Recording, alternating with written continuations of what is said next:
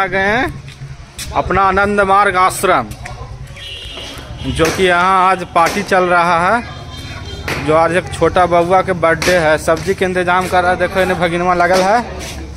इन्हें सब्जी उब्जी कट गया, आलू कटा गया, छिला गया, धोआ गया। ये हो गया फूल गोभी। वाह वाह, बढ़िया मस्त वाला फूल गोभी लिए। महंगा वाले लिए का फूल गोभी जी?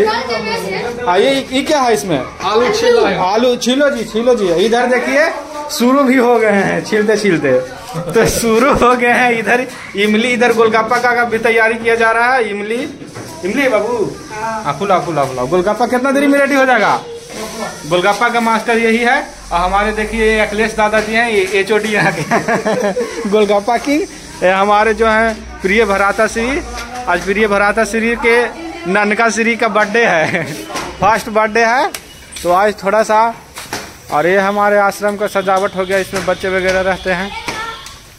ए बबुआ चकुआ भोथरा मत दे भाई, ठीक है? हो गया उसको तो दूसरा काम करो। इधर आलू छीलो। ए बाबू उसको छोलो। हाँ, अरे उतना ठंडा अगले हो उससे कहिया कर रहा तो नहीं। वहाँ से लाबो, अच्छी लाबो ना, उसको छीलो, ठीक है?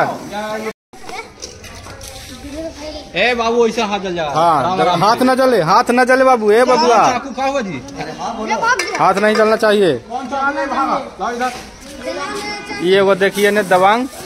अब इसको वर्दी पहनाना है।